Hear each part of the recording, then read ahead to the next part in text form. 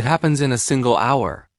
You put a $300 cashmere sweater into the wash, and you pull out something that would fit a toddler. Most people think this is just bad luck. Or they assume they simply used the wrong setting. They are wrong. What happened was not an accident. It was a mechanical failure caused by the microscopic architecture of the fiber itself. Your sweater didn't just shrink, it felted. Today, we are going to look at the molecular level. We will break down the physics of the ratchet effect, the chemistry of the rescue protocol, and the only way to wash wool without destroying it. Welcome to Fiber Logic. To understand the disaster, we must first understand the material. Wool and cashmere are not smooth strands like silk, polyester, or cotton. They are biological. They are made of keratin, the exact same protein found in your own hair. Under magnification, a wool fiber looks exactly like a pine cone. It is covered in overlapping tiles called the cuticle. In coarse wool, these scales are jagged and visible. In fine merino or cashmere, they are microscopic and smoother. But make no mistake, they are still there. And because they are there, they create a physical property called the directional frictional effect, or DFE. This is the key to the entire problem. Think of the fiber like a zip tie, or a blade of grass. If you rub the fiber with the scales from root to tip, it is smooth. But if you rub it against the scales from tip to root, it catches. It creates friction. Now, think about what happens inside a washing machine. You have introduced three elements: heat, water, and agitation. First, the warm water penetrates the fiber. It causes the inner cortex to swell. This internal pressure pushes the scales outward, opening them up like a blooming flower. They become aggressive. They are looking for something to grab. Then, the machine begins to tumble. The fibers rub against each other. Because of the directional frictional effect, they slide easily in one direction. But they cannot slide back. They ratchet together, tighter and tighter and tighter. This is felting. The fibers aren't shrinking, they are migrating. They are traveling closer together and locking into a dense, irreversible mat. Once this happens, the airflow disappears. The fabric becomes stiff, like cardboard, and chemically, this is almost impossible to reverse. Most laundry advice on the internet is folklore. This channel is science. If you appreciate the difference, help the algorithm process this data by liking the video.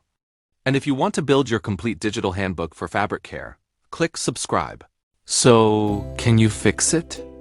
The scientific answer is maybe. But you have to understand the difference between relaxation shrinkage and true felting. If your sweater has become a solid block of felt, it is dead. The structure has fundamentally changed. But if it is just tight, short, and slightly dense, you can rescue it. However, you must use the right chemistry. Do not use vinegar yet. Vinegar is acidic. It closes the scales. Right now, we need to lubricate them. Here is the rescue protocol. Step 1. The chemical soak. Fill a basin with lukewarm water, approximately 25 degrees Celsius. Not hot, not cold. Add a generous amount of hair conditioner or baby shampoo. Why conditioner? Because it contains surfactants and fatty alcohols. In simple terms, these molecules are positively charged. They magnetically bind to the negatively charged wool fibers. This creates a microscopic layer of grease over the scales.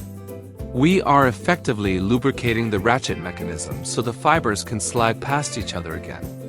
Let it soak for 20 minutes to fully saturate the cortex. Do not rush this step. Step 2. The tension. While the garment is wet and lubricated, gently, very gently, stretch the fabric. You need to work in sections. Pull sleeve to sleeve. You must be careful. You are fighting millions of microscopic interlocks. If you pull too hard, you will snap the fibers and the garment will tear.